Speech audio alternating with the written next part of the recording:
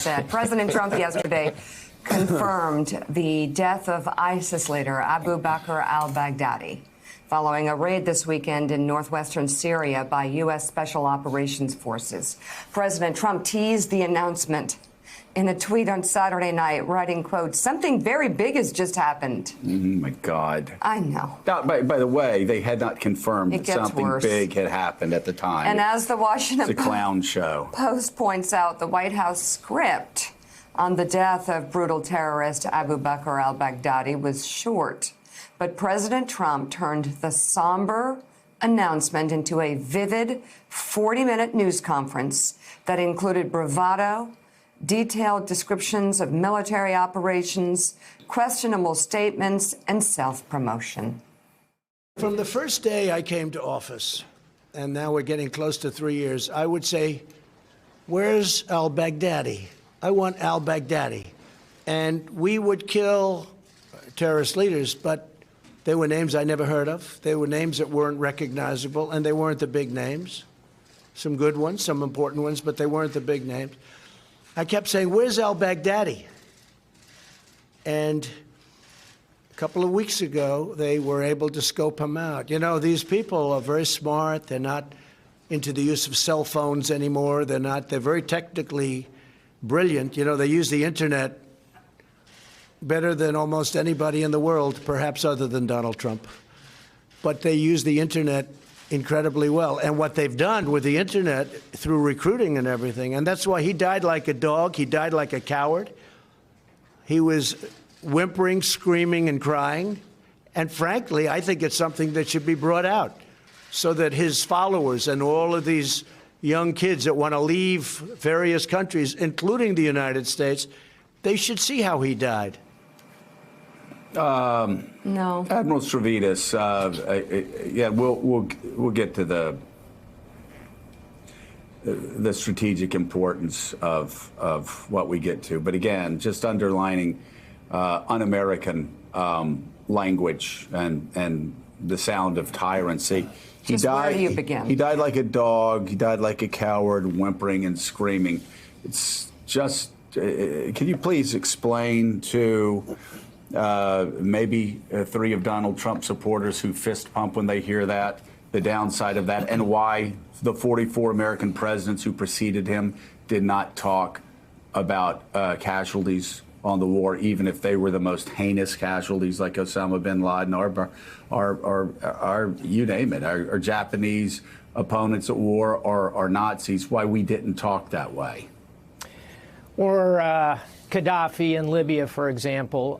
In every case, Joe, the problem here is there's that internal desire to kind of take a victory lap, but it's counterproductive. It comes across as unprofessional. It's spiking the ball in the end zone. And here's the real problem. It's motivational for the other side. You know, some will make an argument that, oh, it's a deterrent. I don't think so. I think that tape will be played, particularly that image of the dog in the Arab world is well known as an extremely evocative, negative. And I think that'll become a recruiting tool that the Islamic State uses on the internet. And for the record, I'd say they're better than Donald Trump. They are managing currently to conduct global operations without owning a shred of territory. In Easter, after we took away the caliphate from them, which was another good accomplishment, they still conducted a massive attack in Sri Lanka using the internet to recruit, proselytize, and conduct the operation.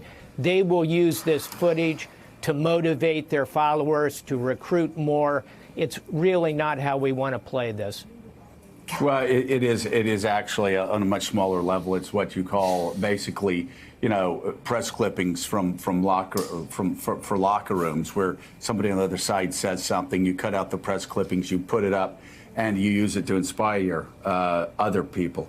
And it's something we don't want here. Let's go, Richard Haass, go to you and talk about the impact of the death. And we'll get into some of the other things first. Obviously, I remember us being celebrating, at least most Americans, when Zarqawi was killed. I believe it was in 2006, 2007. thinking that, the guy that really was the inspiration for ISIS. And of course, that just led to more violent splinter groups. We, of course, all celebrated. We had our on the deck of the Missouri moment a little bit when Osama bin Laden was killed, and 2011, and we were all cheering. But of course, out of that came the rise of ISIS. And so I'm wondering, it's obviously a very important death, but do we make the same mistake again that we made in 06, that we made in 11, when we think the death of this one man is going to end the movement that he was so successful in spreading? The short answer, Joe, is yes. There's no such thing as decapitation when it comes to dealing with terrorists, because whether you call them networks or movements, they're not narrow organizations that are highly structured. We're getting rid of the leadership, essentially disables all the fighters. They'll reform, they may splinter, and so forth. They're very decentralization. Their informality, in some ways, is a degree of strength. So I think we've got to keep the accomplishment, as meaningful as it is, in perspective. And more important, or just as important, we've got to take a step back and say, are we putting ourselves in a position where we can do this sort of thing again and again, as we will need to do? And there, I think the jury's out, or you've got to say it's going to become much more difficult.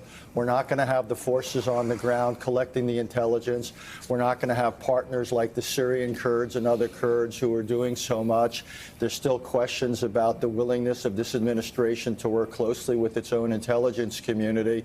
So again, yesterday was an important day, but we shouldn't exaggerate it. And I'm really worried about going forward whether we're going to be able to repeat this, because we're going to need to.